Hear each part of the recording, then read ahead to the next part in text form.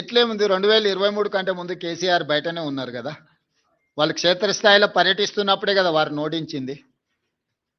వారు క్రియాశీలక రాజకీయాలలో ఉన్నప్పుడే కేసీఆర్ గారిని ఓడించి కాంగ్రెస్ పార్టీ అధికారంలోకి వచ్చింది.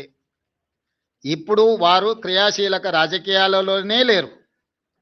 గజ్వేల్ అసెంబ్లీలోనే కాంగ్రెస్ పార్టీ మెజారిటీ గ్రామ పంచాయతీలు గెలుచుకున్నది.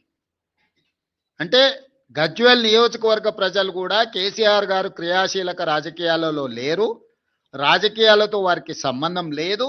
ఒకవేళ ఉన్న గజ్వేల్ శాసనసభ సభ్యుడిగానే వారి వల్ల ప్రయోజనం లేదని ప్రజలు ఈరోజు తీర్పిచ్చిండ్రు.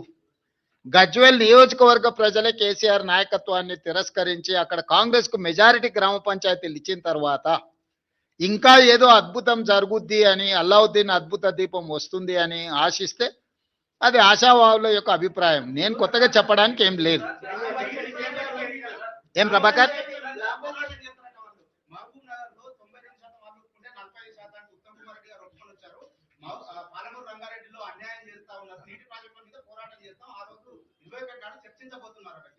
నేనేమంటున్నా అంటే కేసీఆర్ గారిని ప్రతిపక్ష నాయకుడిగా లేఖ రాయమని 3 రోజులు కానీ 4 రోజులు కానీ కృష్ణా నది జలాలు, గోదావరి జలాలకు సంబంధించి ఎవరు ఏం చేసిండ్రో చర్చ చేద్దాం కూలంకషంగా.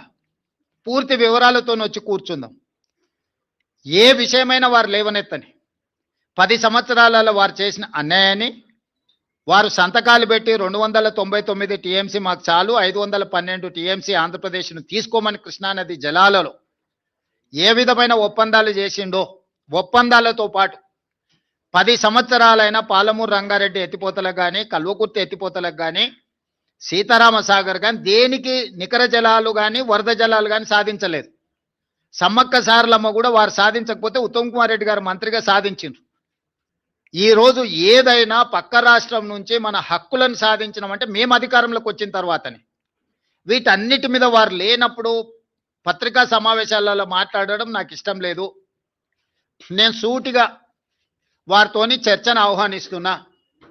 చంద్రశేఖరరావు గారు బీఆర్ఎస్ ఆఫీస్ కార్యాలయంలో చర్చించడం కాదు, వారు అడిగితే ఎప్పుడంటే అప్పుడు ప్రత్యేక సమావేశాల్లో ఏర్పాటు చేస్తా. కృష్ణా గోదావరి జలాల మీద చర్చ చేద్దాం. పూర్తి వివరాలను, వాస్తవాలను ప్రజలకు వివరిద్దాం.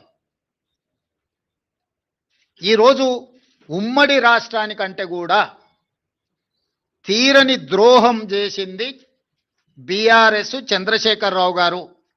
ఆధారాలతో సహా మొత్తం సభలో చర్చకు మేము పెట్టడానికి సిద్ధంగా ఉన్నాము.